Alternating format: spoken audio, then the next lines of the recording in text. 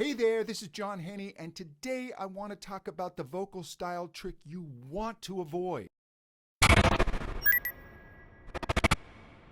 One common stylistic trick I see amateur singers use is something called portamento, which is the sliding between notes.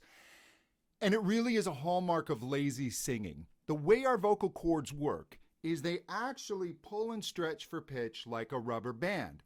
So there is naturally a bit of sliding as you move from note to note, but it's usually imperceptible. It's so quick and faint, you don't hear it.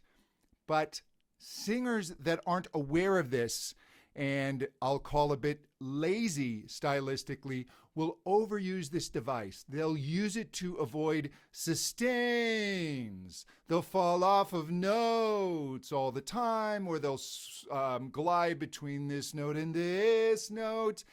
And they think it sounds cool and jazzy. And I'm telling you, even singers that use this use it very sparingly. When used correctly, portamento can be quite effective. It can be quite beautiful. It can create tension.